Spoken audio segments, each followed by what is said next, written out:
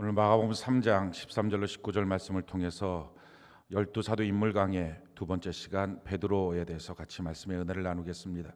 약해도 쓰임 받을 수 있습니다 시리즈 두 번째 시간입니다. 우리가 지난 한 주간 행복한 가정 주간을 잘 보냈습니다. 아마 이 한 주간 동안에 어떤 분들은 주님 안에서 주님과 동행하면서 승리하고 또 그 기쁨과 은혜를 누리고 하나님과 함께하는 삶의 능력이 이것이구나 하는 것을 경험하시고 또 승리의 찬양을 부르신 분들도 있을 것입니다. 그분들에게 주의 이름으로 축복합니다. 지난주보다 이제 새롭게 열리는 이 한 주가 더 놀라운 은혜와 축복의 현장이 될 줄로 믿습니다. 그런데 혹시 지난 한 주간이 너무 아프고 또 슬프고 갈등되고 또 실패하고 실수하고 또 약하고 넘어진 그런 한 주간을 보냈다면 오늘 이 시간 이 예배 가운데 꼭 주님을 만나서 주의 위로를 받기를 바랍니다. 주님의 위로가 우리에게 넘치고 나면 이제 시작하는 이 한 주간은 더 이상 갈등하고 아프고 힘든 한 주간이 아니라 다른 사람들을, 아픈 사람들, 힘든 사람들을 위로할 수 있는 하나님의 위로자로 세워지게 될 줄로 믿습니다. 오늘 반드시 우리의 마음의 문을 열고 주님을 예배하고 주님을 만나서 주님이 그렇게 하실 거니까 그 주님을 만나는 살아있는 예배가 되는 은혜가 넘치기를 바랍니다. 우리가 어떤 형편, 어떤 처지에 있어도 우리 안에 항상 소망이 있습니다. 그 이유는 우리 안에 천국이 있기 때문에 그렇습니다.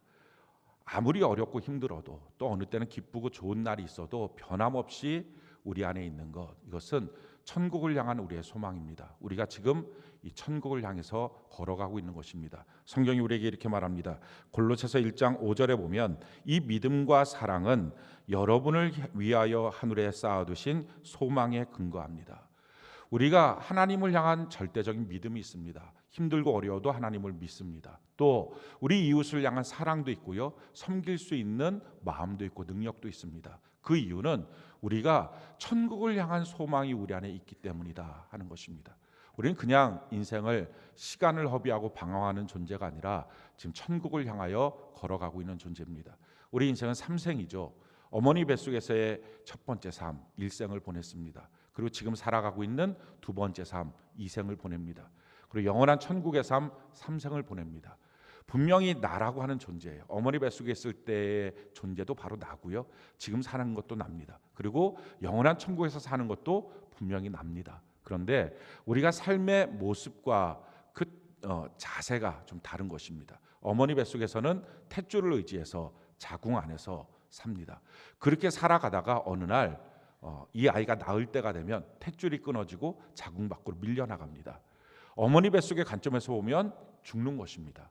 생명의 탯줄은 끊어지고 삶의 터전인 자궁에서 밖으로 밀려나가니까 이건 죽는 거죠. 근데 사실은 어머니 뱃속 밖의 관점, 지금 우리의 관점에서 보면 그게 진짜 사는 것입니다. 그래서 살아있는 첫날이다. 그래서 생일이라고 말을 합니다. 지금 우리가 그렇게 해서 살고 있는 거죠.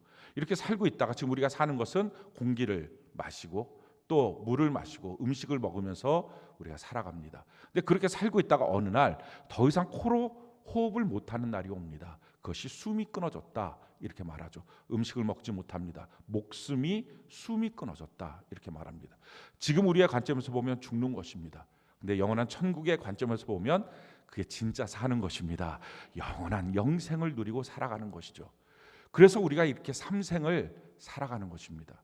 어머니 뱃속에서 사는 삶의 목적, 그것은 사지백체 이목구비를 만드는 겁니다. 어머니 뱃속에서 보면 사지백체 이목구비 하나도 필요 없습니다. 볼 게 없는데 눈이 뭐가 필요하고, 만질 게 없는데 손이 뭐가 필요하고, 냄새 맡을 게 없는데 코가 뭐가 필요하고, 들을 게 없는데 귀가 뭐가 필요하고, 갈 데가 없는데 발이 뭐가 필요하겠어요. 근데 거기서 사지백체 이목구비를 만들어야 합니다. 그거 못 만들면 영원한 장애인이죠. 그걸 만드는 이유는 한 가지입니다. 지금 우리가 살고 있는 이생이라고 하는 두 번째 삶을 정상적으로 살기 위해서 거기서 만든 것입니다. 다른 말로 말하면 일생의 삶의 목적은 이생을 위한 것입니다. 마찬가지예요. 지금 우리가 살고 있는 지금의 삶, 이 삶은 지금 먹고 마시는 것을 위해서 사는 게 아니라 삼생, 영원한 천국을 위해서 사는 것입니다. 그래서 영원의 때를 위해서 우리가 사는 거죠. 천국을 위해서 사는 것입니다. 그래서 어떻게 하면 지금 우리의 삶을 잘 살 수 있느냐, 무엇이 옳은 선택인가, 이것을 판단하기 위해서는요, 만약에 갈등이 되고 좀 힘든다면 이게 정말 옳은 거야 아닌 거야, 이게 정말 나를 위한 거야 아니면 나를 위하지 않는 거야, 뭔가 결정하고 생각할 때 갈등이 된다면 천국의 시점에서 생각하면 정확합니다. 천국의 시점에서 딱 봤을 때 부끄러운 거는 부끄러운 거예요. 천국의 시점에서 봤을 때 자랑스러운 것은 자랑스러운 거예요. 천국의 관점에서 봤을 때 칭찬받을 만한 것은 칭찬받을 결정이에요. 근데 천국의 관점에서 봤을 때 책망받을 것은 잘못된 거예요. 그것이 아무리 지금 나에게 유익한 것처럼 보여도, 지금 나에게 꼭 필요한 것처럼 보여도 천국의 관점에서 볼 때 어떻게 보이느냐, 이게 중요합니다. 천국에서 관점, 그 천국의 관점으로 바라볼 때 인생을 바르게 제대로 걸어갈 수 있습니다. 우리는 다 천국을 배경으로 살아가는 사람입니다. 그러면 지금 우리가 이 땅을 살아가고 있는데 가장 가치 있게 사는 게 뭘까요? 어떻게 사는 삶이 가장 우리 인생에 유익한 삶일까요? 그것은 하나님께 쓰임받는 삶입니다. 하나님께 우리가 평생에 쓰임받지 못하는 삶을 산다면 아마 마지막 천국문 앞에 갔을 때 주님, 제가 왔어요. 제가 주님을 평생 믿었습니다. 그런데 주님이 이렇게 말씀하실 거예요. 너 누구니? 난 널 모르겠다. 너랑 나랑 한 번도 쓰임에 대한 교제가 없었다. 이렇게 말씀하실 거예요. 우리가 얼마나 금그릇처럼 멋진 인생, 또 은그릇처럼 화려한 인생이냐, 우리가 지금의 시점에서 봤을 때 그게 굉장히 중요한 것 같습니다. 그의 학벌도, 그의 재산도 굉장히 중요한 것 같습니다. 근데 사실은요, 금그릇이냐 은그릇이냐가 중요한 게 아니라 하나님의 손에 잡혀서 쓰이느냐 아니냐가 중요해요. 만약에 안 쓰이면 그건 쓰레기예요. 금그릇처럼 보여도요, 하나님이 안 쓰는 건 그건 고물이에요.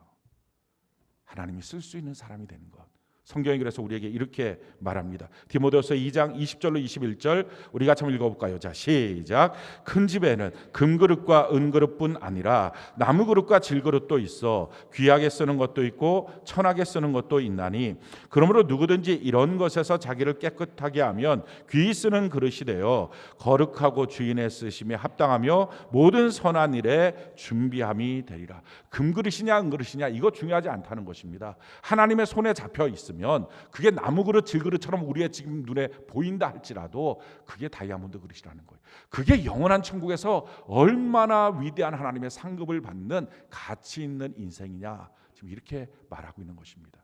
하나님께 쓰임 받는 삶, 이게 지금 우리의 삶에서 가장 유익하고 가치 있는 것입니다. 자, 그러면 어떻게 하면 하나님께 쓰임 받을까요? 하나님께 쓰임 받는 유일한 방법이 있다면 하나님께 우리 자신을 드리는 것입니다. 우리가 꼭 기억해야 될 것은요, 하나님은 억지로 우리를 쓰지 않습니다. 강제로 우리를 막 붙잡고서 내가 널 이렇게 써야 되겠다, 그렇게 하지 않습니다. 하나님 앞에 드려진 사람만 하나님은 쓰십니다. 하나님이 우리 마음에 오시는 것도 마찬가지예요. 우리의 마음을 열지도 않았는데 비집고 들어와서 내가 너의 주인이 될 거야, 그렇게 안 합니다. 악한 마귀는 내가 초청하지 않아도 도적이니까 막 들어와서 비집고 들어와서 내 마음을 자기 마음대로 만듭니다. 근데 하나님은 그렇게 하지 않아요. 성경이 우리에게 이렇게 말합니다. 요한계시록 3장 20절 우리 같이 한번 읽어볼까요? 자, 시작. 볼지어다 내가 문 밖에 서서 두드리노니 누구든지 내 음성을 듣고 문을 열면 내가 그에게로 들어가 그와 더불어 먹고 그는 나와 더불어 먹으리라. 우리의 마음의 문을 두드리고 계신 것입니다. 그래서 내가 그 소리를 듣고 마음의 문을 열어야만 들어오십니다. 그러니까 내가 마음의 문을 열지 않으면, 영접하지 않으면 주님은 들어오지 않으십니다. 여러분, 믿음도 마찬가지예요. 믿음이 없는데 하나님이 그냥 느닷없이 어느 날 강제적으로 믿음을 줘서 그냥 믿을 수밖에 없는 그런 사람 만드는 경우는 없습니다. 항상 믿음은요, 내가 주님을 믿어야 되겠다, 정말 내가 부족하지만 이제 주님을 믿고 살아야 되겠다, 이 결심을 해야만 믿음을 주십니다. 성경이 우리에게 이렇게 말하죠. 로마서 1장 17절 우리 같이 한번 읽어볼까요? 시작. 복음에는 하나님의 의가 나타나서 믿음으로 믿음에 이르게 하나니 기록된 바 오직 의인은 믿음으로 말미암아 살리라 함과 같으니라. 믿음으로 믿음에 이르는 것입니다. 내가 하나님을 믿겠습니다. 이제부터 믿을 거예요. 물론 내가 믿음이 없지만 주여 내게 믿음을 주세요. 내가 주님을 믿어야 될 것 같아요. 나 혼자 못 살 거예요. 이렇게 자기가 믿음에 대한 결심을 한 사람에게만 믿음을 주십니다. 믿어지는 믿음을 주시는 거예요. 그러니까 사람들이 나는 안 믿어져요, 못 믿겠어요. 그 말은 한 번도 내가 정말 예수님을 믿어야지 이 결심을 안 한 거예요. 그리고 믿음을 달라고 주님 앞에 구해본 적이 없는 거예요. 그리고 항상 말로는 안 믿어져요, 안 믿어져요. 그래서 안 믿어진다는 자기의 믿음의 고백을 계속하니까 평생 안 믿는 거예요. 믿음이 없는 거예요. 믿음은 저절로 어느 날 갑자기 강제적으로 우리에게 주어지지 않아요. 마찬가지예요. 하나님께 쓰임받는 우리의 인생도 하나님이 억지로 내가 싫은데 쓰지 않아요. 하나님은요, 내가 하나님께 나의 인생을 드려야만 쓰십니다. 내가 하나님께 드리지 않으면 우리의 인생은 죄와 악으로 참 형편없는 인생을 삽니다. 하나님께 내 마음을 드리지 않으면 이 마음이 온통 부패한 것이 돼요. 하나님께 시간을 드리지 않으면 그 시간 속에 얼마나 많은 죄를 짓고, 하나님께 물질을 드리지 않을 때 그 물질을 갖고 얼마나 많은 사람들을 상처 주는지 모릅니다. 드려지는 거, 그래야 하나님을 쓰십니다. 성경이 우리에게 이렇게 말합니다. 로마서 6장 13절 우리가 한번 읽어볼까요? 자, 시작. 또한 너희 지체를 불의의 무기로 죄에게 내주지 말고 오직 너희 자신을 죽은 자 가운데서 다시 살아난 자 같이 하나님께 드리며 너희 지체를 의의 무기로 하나님께 드리며. 계속적으로 반복적으로 강조하는 게 뭡니까? 하나님께 내가 드려야만 된다는 것입니다. 사랑하는 성도 여러분, 하나님은 여러분들을 억지로 쓰지 않습니다. 그래서 교회 모든 일은 억지로 원망하며 불평하며 하는 것이 아닙니다. 하나님 그 봉사를 받지 않습니다. 그냥 어쩔 수 없이 해야 되니까 그건 무효입니다. 하나님은요, 자원해서 기쁨으로 감사하는 봉사만 받습니다. 내가 하나님께 나의 인생을 드려줘야만 하나님을 쓰시는 것입니다. 오늘 시간 이 예배도 마찬가지입니다. 하나님께 우리의 예배를 드려야 하나님 우리 예배를 받으십니다. 그래서 하나님이 쓰시는 것입니다. 하나님이 쓰시는 인생이야말로 가치 있고요, 그것이 행복한 삶입니다. 우리 모두가 오늘 이 시간 이 예배 가운데 하나님께 우리의 자신을 드리는 은혜가 있기를 바랍니다. 하나님께 우리를 드리면 어떻게 쓰실까요? 그 쓰시는 내용들이 우리가 이제 살펴보게 될 12사도의 인물을 통해서 보게 될 것입니다. 12사도가 왜 중요하냐면은 성경에 보니까 그 12사도는 신약에 있는 모든 성도들의 대표라고 말합니다. 쉽게 말하면 그 12명 중에 나랑 비슷한 사람 한 명은 있는 것입니다. 그래서 야, 하나님이 어떻게 쓰시는구나, 나 같은 사람도, 나같이 부족한 사람도 하나님이 이렇게 쓰시는구나, 이걸 아마 여러분들이 12사도 인물 강해를 통해서 보게 될 것입니다. 오늘 첫 번째 시간은 베드로입니다. 베드로는 우리가 잘 아는 것처럼 어부예요, 직업은. 그러니까 잘 못 배웠어요. 또 경제적으로도 그렇게 훌륭하지 않습니다. 그래서 성경에 보면 무식한 사람이라고 성경은 기록하고 있어요. 그 친구들이 야고보와 요한입니다. 그 형제가 안드레예요. 참 놀랍죠? 그러니까 예수님은 여기저기서 지역 안배를 통해서 뽑은 게 아니에요. 제주도 한 명, 뭐 전라도 한 명, 경상도 한 명, 충청도 한 명, 이렇게 뽑은 게 아니라 그냥 예수님 마음에 들면 한 뭉태기에서 그냥 뽑은 거예요. 저는 우리 교회가 주님이 쓰시는 한 뭉태기가 되기를 바랍니다. 여러분들 가정, 여러분들 셀이 한 뭉태기가 되기를 바랍니다. 그래서 주님이 쓰실 때 신앙의 명문 가문을 쓰시고요, 축복의 명문 가문으로 쓰시는 것입니다. 여기서 찔끔 저기서 찔끔 그렇게 잘 안 하십니다.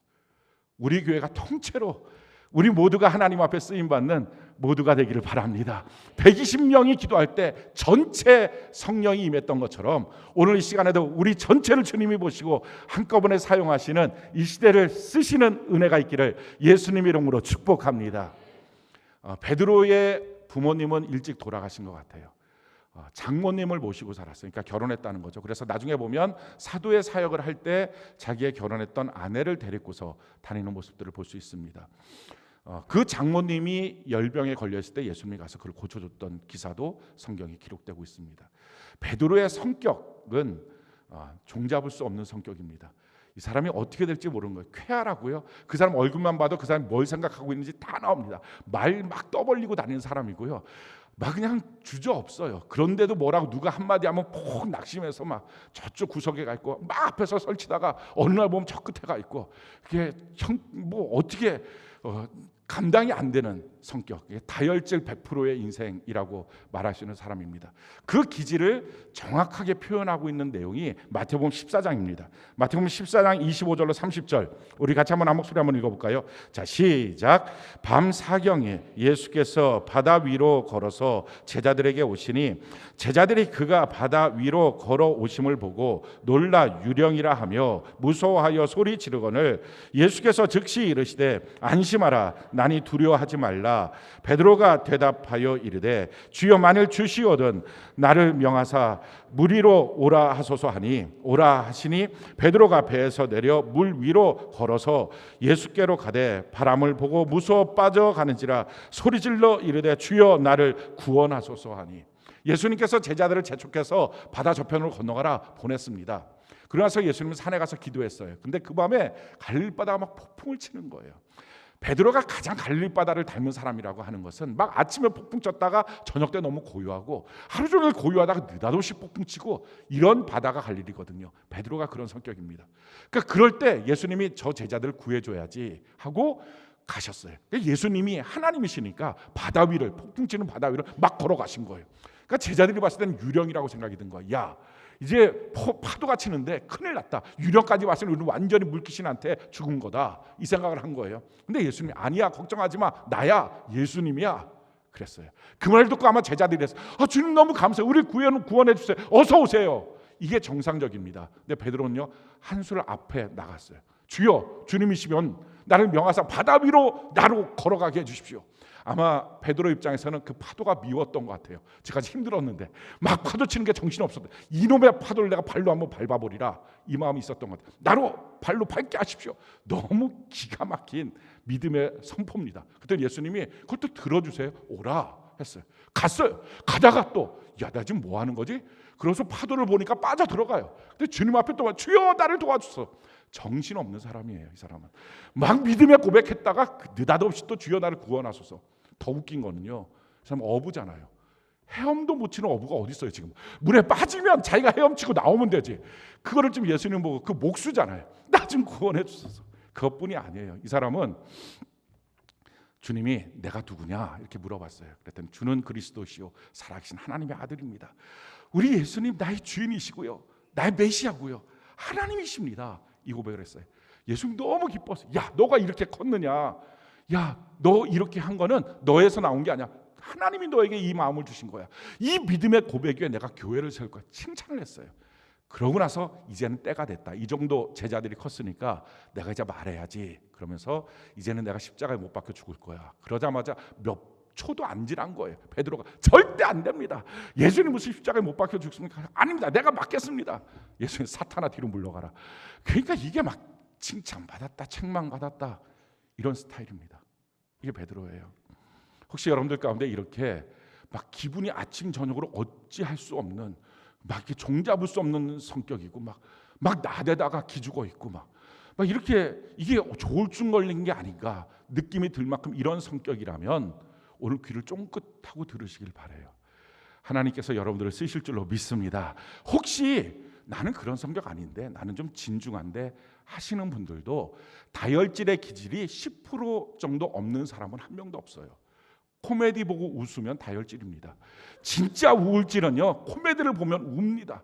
저 사람들이 불쌍해서 어떡하나 저렇게 웃기려고 애를 쓰네 이렇게 울지 그걸 보고 웃을 생각을 안 합니다. 그러니 10% 정도는 다 있는 거예요.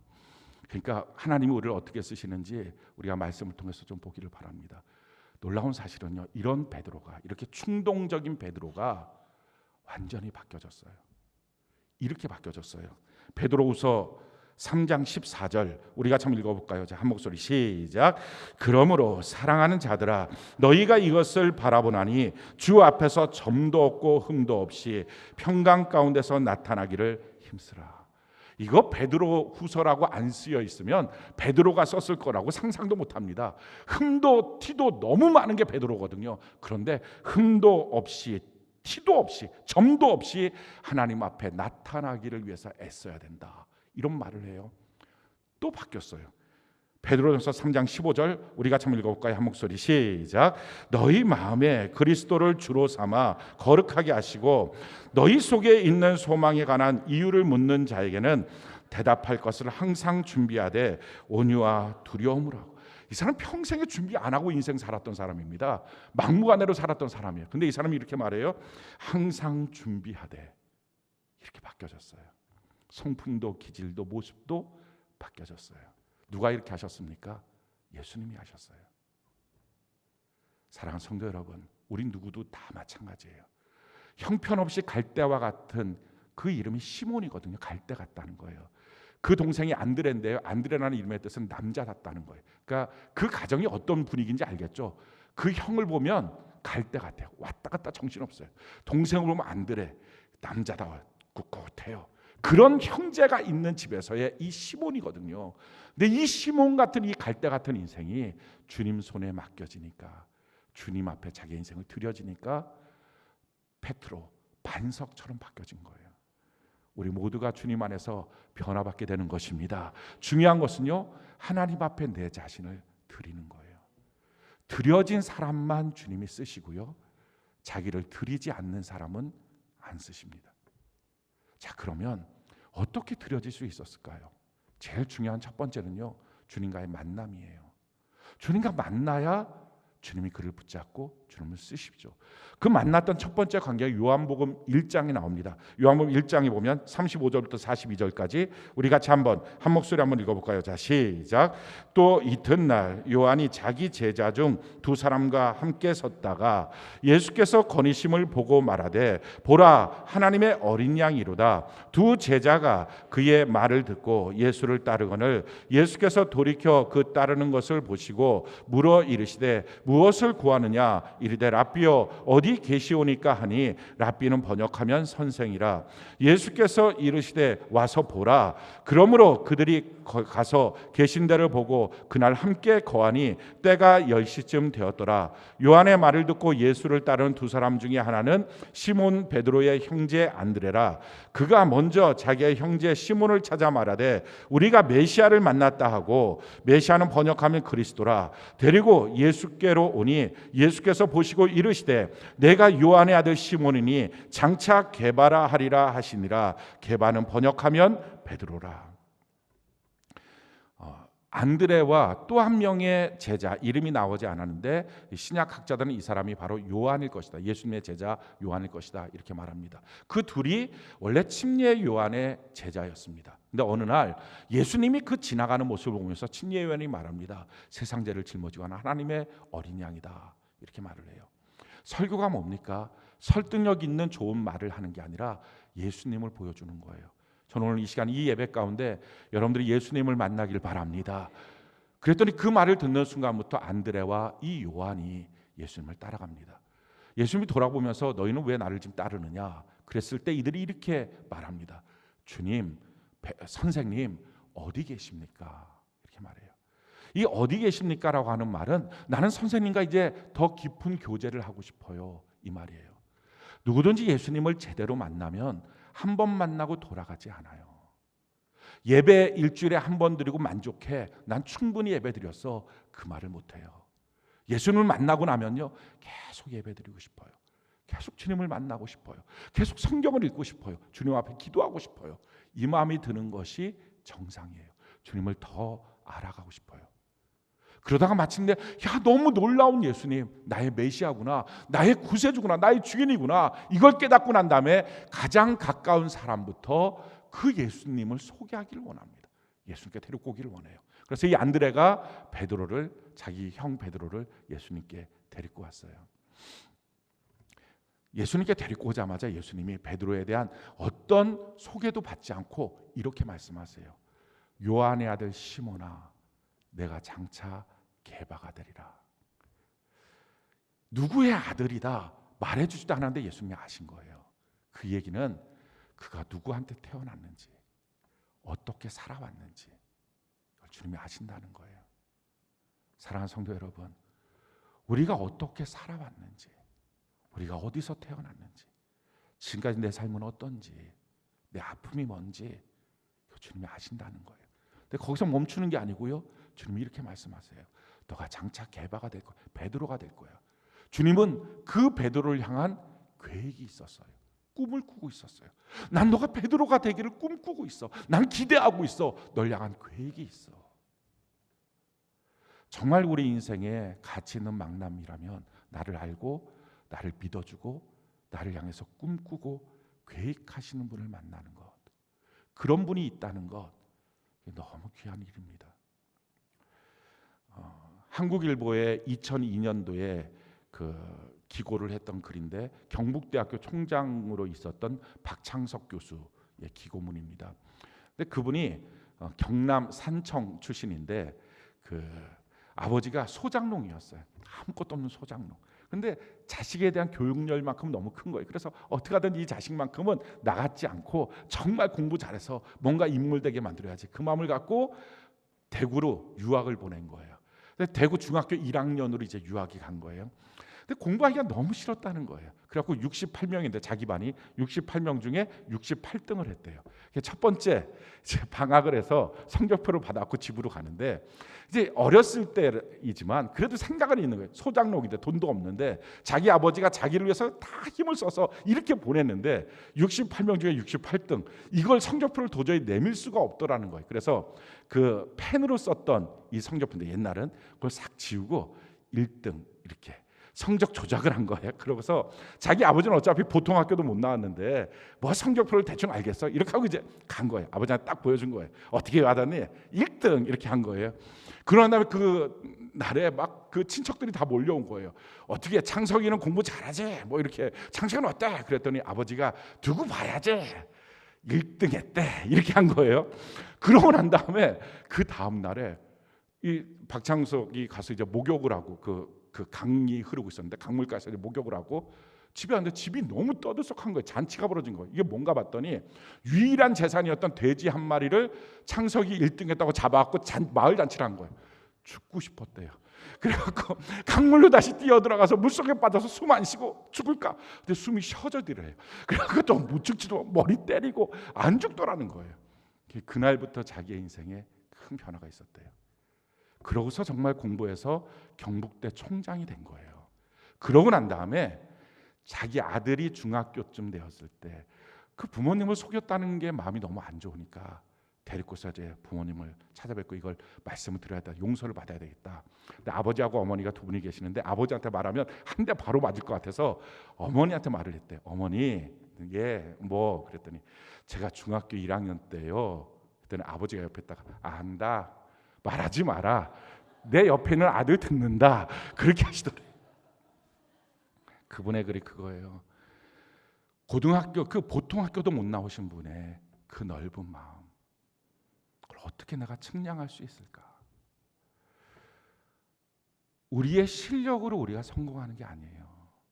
날 알고 날 믿어주고 날 향한 꿈을 꾸고 계시는 분, 그분이 있은 것 때문에 우리 인생은 살아가는 거예요. 예수님 바로 그런 분이에요. 나를 너무 잘 알아요. 아무도 모르는, 나도 모르는 나를 아시고요, 나의 인생을 향해서 꿈을 꾸고 계세요.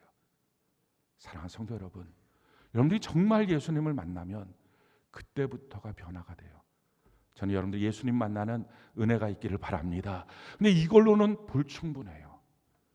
정말 중요한 것은요, 예수님이 나를 쓰시기 위해서 만나는 만남, 이 두 번째 만남인데 그걸 꼭 가져야 돼요. 첫 번째 만남이 있고 난 다음에 약 9개월 정도의 시간이 흐르고 난 다음에 예수님이 그를, 베드로를 쓰시려고 하는 만남을 갖습니다. 베드로가 밤새도록 그물을 던졌어요. 한 마리도 낚지 못했어요. 그러고 나서 그 새벽에 주님이 그를 만나기 위해서 찾아갔어요. 그 내용이 누가복음 5장 1절부터 11절의 내용입니다. 우리 같이 한번 읽어볼까요? 누가복음 5장 1절부터 11절 같이 한번 한 목소리 읽어봅시다. 시작. 무리가 몰려와서 하나님의 말씀을 들을새 예수는 게네사렛 호숫가에 서서 호숫가에 배 두 척이 있는 것을 보시니 어부들은 배에서 나와서 그물을 씻는지라. 예수께서 한 배에 오르시니 그 배는 시몬의 배라. 육지에서 조금 떼기를 청하시고 앉으사 배에서 무리를 가르치시더니 말씀을 마치 마치시고 시몬에게 이르시되 깊은 데로 가서 그물을 내려 고기를 잡으라. 시몬이 대답하여 이르되 선생님, 우리들이 밤이 새도록 수고하였으되 잡은 것이 없지만은 말씀에 의지하여 내가 그물을 내리리이다 하고, 그렇게 하니 고기를 잡은 것이 심히 많아 그물이 찢어지는지라. 이에 다른 배에 있는 동무들에게 손짓하여 와서 도와달라 하니 그들이 와서 두 배의 채움에 잠기게 되었더라. 시몬 베드로가 이를 보고 예수의 무릎 아래 엎드려 이르되 주여, 나를 떠나소서, 나는 죄인으로소이다 하니, 이는 자기 및 자기와 함께 있는 모든 사람이 고기 잡힌 것으로 말미암아 놀라고 세베대의 아들로서 시몬의 동업자인 야고보와 요한도 놀랐음이라. 예수께서 시몬에게 이르시되 무서워하지 말라. 이제 후로는 내가 사람을 취하리라 하시니 그들이 배들을 육지에 대고 모든 것을 버려두고 예수를 따르니라. 예수님 앞에 자기의 인생이 드려지는 두 번째 만남을 가졌어요. 이게 중요해요. 우리가 다 첫 번째 만남들을 가졌습니다. 정말 좋은 예수님, 정말 귀한 예수님, 우리 인생에 꼭 필요한 예수님. 주님이 날 사랑하시는구나, 주님이 날 도와주시는구나, 구원해 주시는구나, 내 삶이 어려울 때 주님이 도와주시는 분이시지. 이런 예수님 만났어요. 근데 그거는 불충분해요. 거기서 멈췄으면 안 돼요. 반드시 예수님이 나를 쓰시는 이 만남, 이건 모든 성도들에게 있거든요. 이 두 번째 만남을 꼭 가져야 돼요. 쓰시기 위해서는요, 예수님은 아무나 그냥 쓰지 않아요. 세 가지 테스트를 하십니다. 제일 첫 번째 테스트는요, 섬김의 테스트예요. 지금 밤새도록 그물을 던졌는데 아무것도 못 낚았어요. 그래서 그거를 다 이제 그물을 씻어놓고 지금 베드로가 집에 가서 너무 쉬고 싶은 거예요. 그래야지 그날 밤에 와서 또 그물을 던지니까 쉬고 싶은 자기의 인생의 계획이 있었어요. 근데 예수님이 그때 오신 거예요. 배를 좀 쓸 수 있겠니? 좀 무태서 띄어서 나로 하여금 설교할 수 있도록 너가 좀 노를 저어달라. 자기 인생의 계획, 시간표가 있었는데 그걸 다 뒤죽박죽 만드시는 거예요. 우리가 주님 앞에 섬김이 있어요. 내 계획대로, 내가 낼 수 있는 시간만큼, 내가 할 수 있는 물질만큼, 내가 할 수 있는 재능만큼. 그건 섬김 아니에요. 그거 말고요, 주님의 섬김의 테스트는 내 계획 밖에서, 내가 인생의 계획을 세우는데 그걸 좀 뒤죽박죽 만들면서 그래도 할 수 있니? 좀 이거 물어보시는 거예요. 이 섬김의 테스트를 통과한 사람만이 주님이 그를 알아요. 주님이 그를 쓰세요. 두 번째는요, 믿음의 테스트였어요. 그렇게 말씀을 증거하시고 난 다음에 깊은 데로 가서 그물을 내려서 고기를 잡아라. 예수님은 목수예요. 베드로는 어부고요. 훨씬 더 자기가 더 잘 알아요. 지금은 그물 내려서 고기 못 잡습니다. 근데 베드로가 말해요. 밤이 맞도록 수고했지만 말씀에 의지해서 내가 다시 그물을 내리겠습니다. 이 말은요, 자기의 경험, 자기의 지식, 자기의 상식 이거 내려놓고 주님 말씀을 믿습니다, 이거예요. 믿음에 대한 테스트. 너가 갖고 있는 지식과 경험과 상식을 내려놓고 너의 자존심을 내려놓고 주님의 말씀을 믿을 수 있니? 그 믿음의 테스트를 통과해야 주님이 쓰십니다. 세 번째는요, 순종의 테스트예요.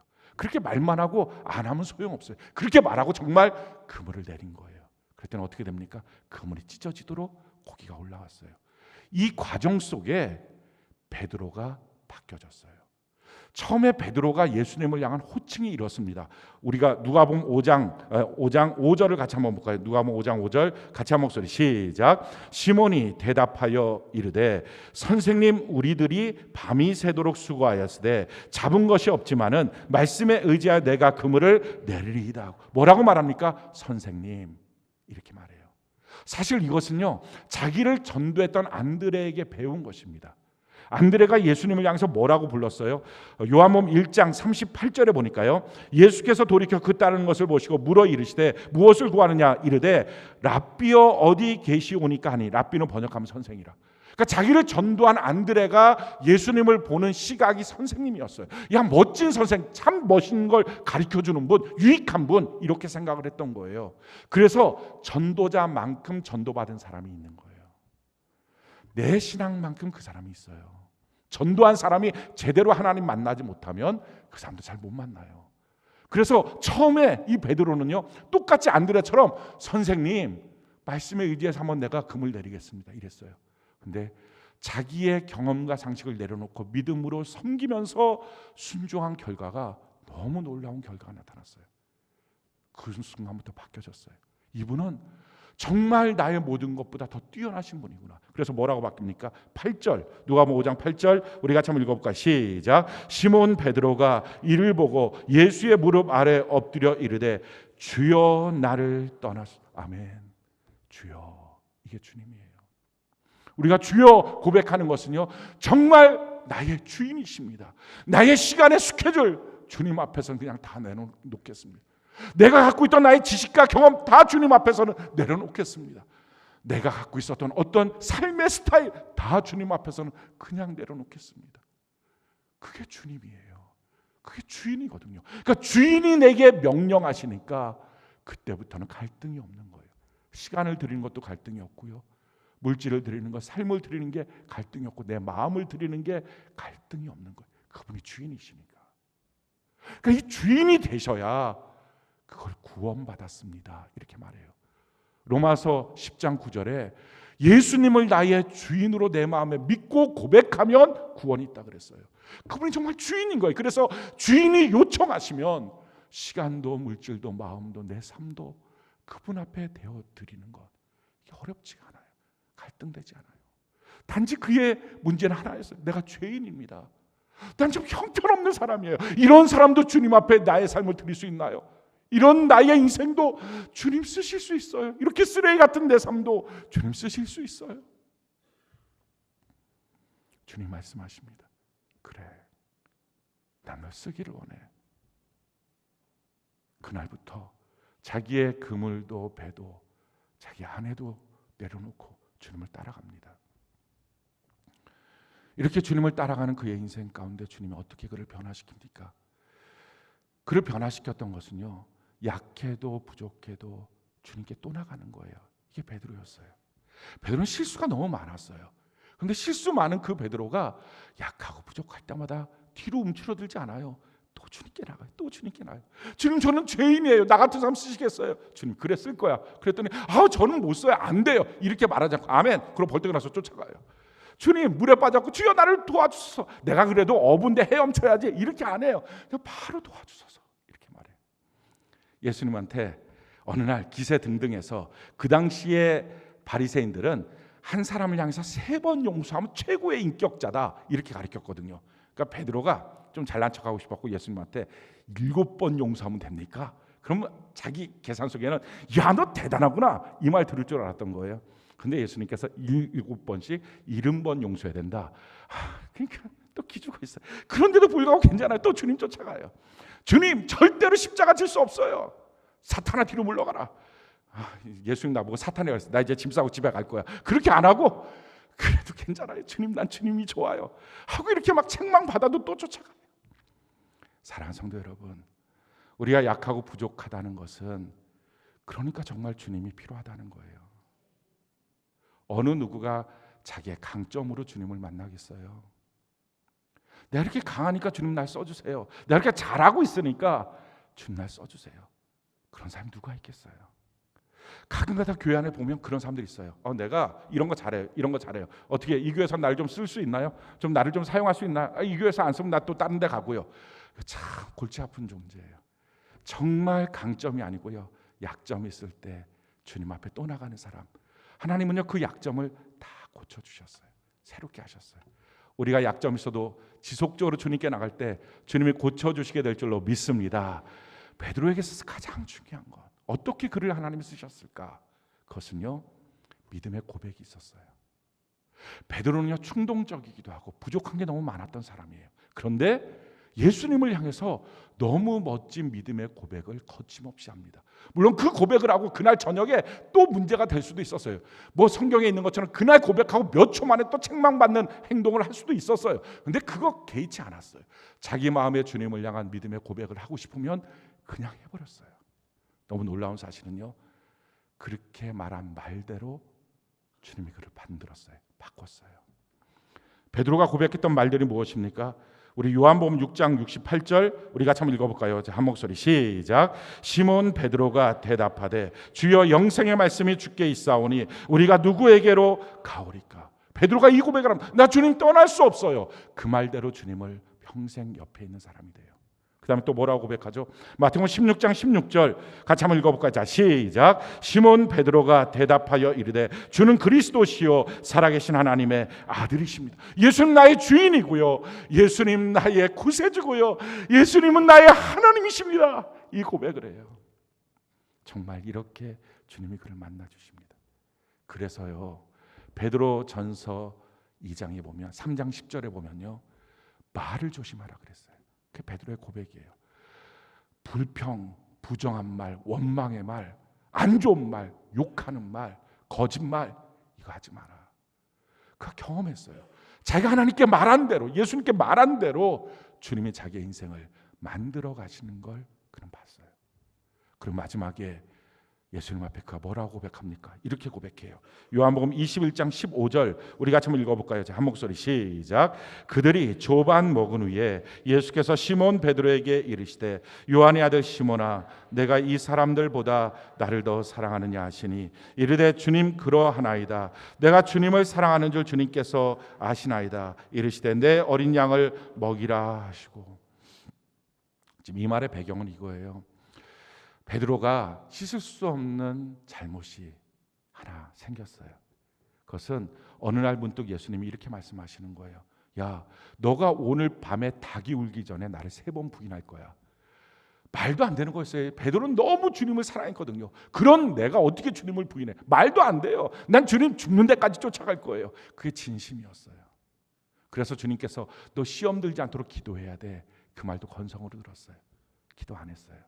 그는 자기의 진심만 믿었고 자기의 마음을 흔들어 놓는 마귀의 유혹이 있다는 것을 알지 못했어요.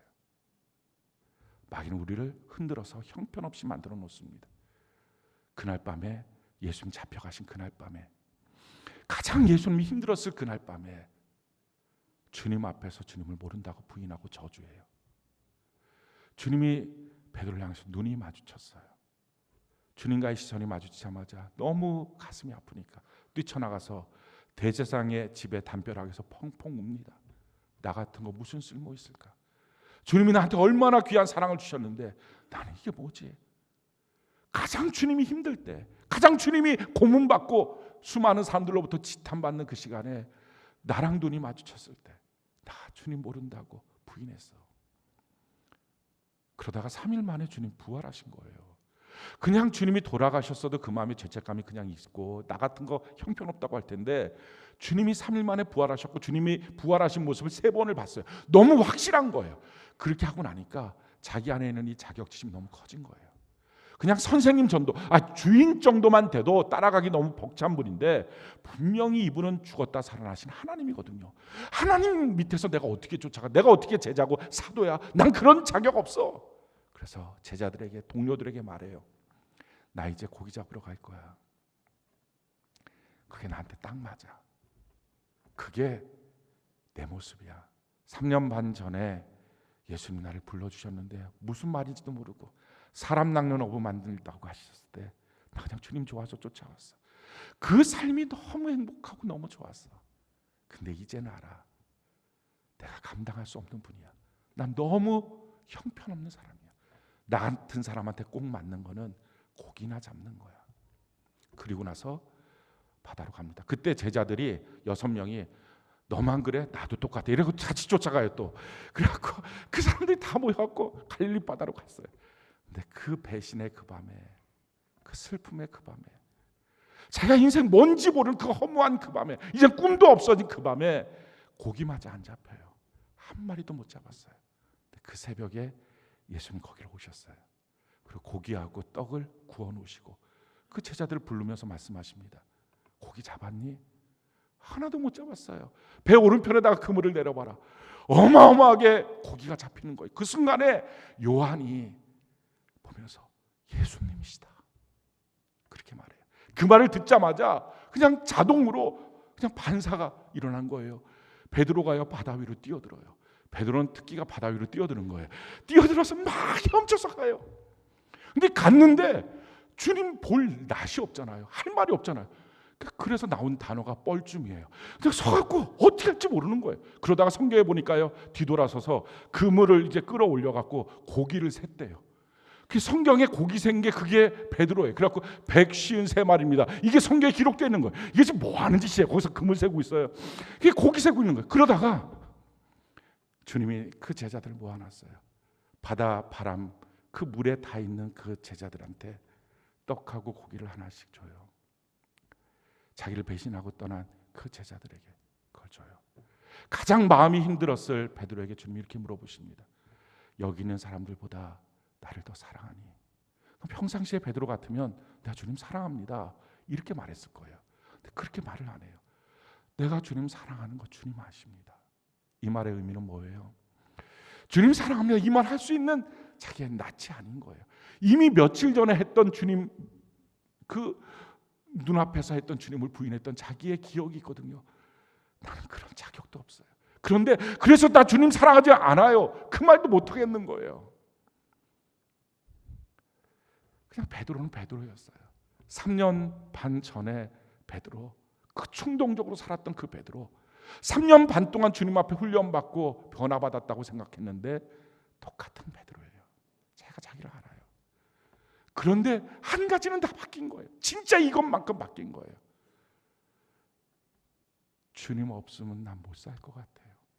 주님 없는 나의 생애는 이제는 상상이 안 돼요. 내가 주님 사랑하는 거, 이렇게 바다 위로 주님이라는 말만 듣고도 뛰어내리는 이 모습, 주님 보셨잖아요. 주님 아시잖아요. 그 말이에요. 주님 말씀하십니다. 괜찮아, 그거면 돼.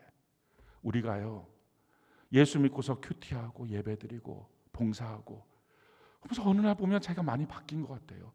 근데 어느 날 보면 똑같은 자기의 모습, 하나도 바뀌어지지 않는 자기 모습 때문에 제가 절망할 때 있어요. 근데 그 사이에 하나는 바뀌어졌어요. 예수 없으면 못 살아요. 예수님 사랑하는 것만큼은 분명해요. 예수님 사랑받을 자격이 없는 건 알지만 예수님 사랑하는 것은 맞아요.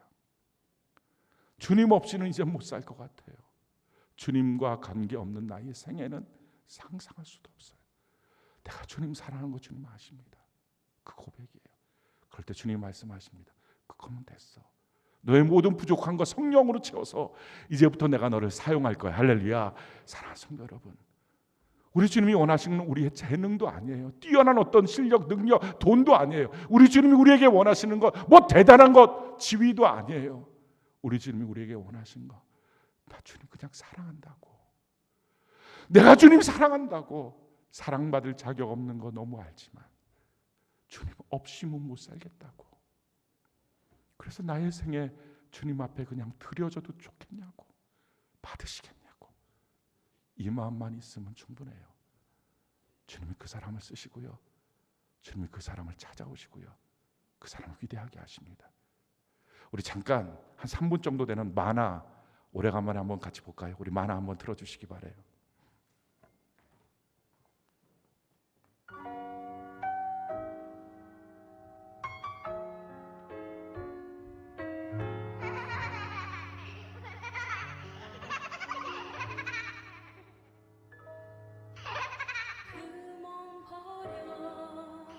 나를 찾으시고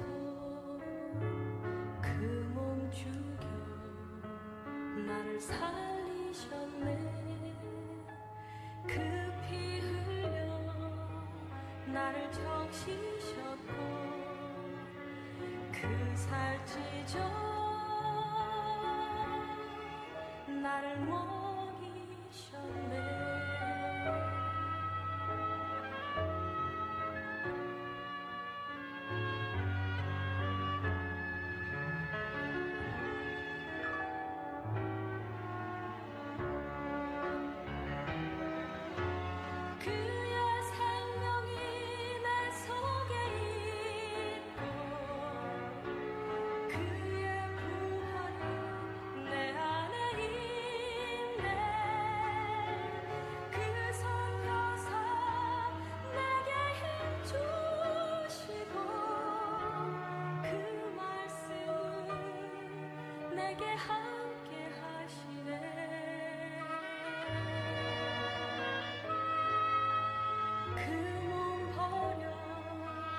나를 찾으시고 그 몸 죽여 나를 살리셨네.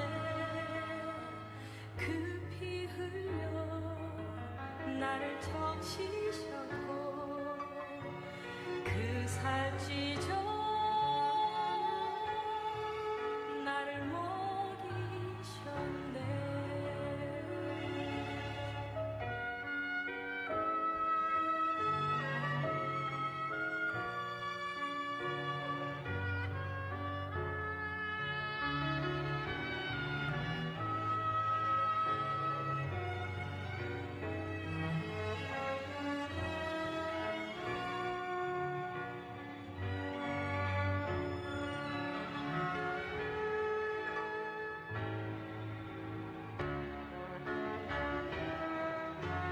그의 생명이 내 속에 있고 그의 부활이 내 안에 있네. 그 손 펴사 내게 힘 주시고 그 말씀을 내게 함께 하시네.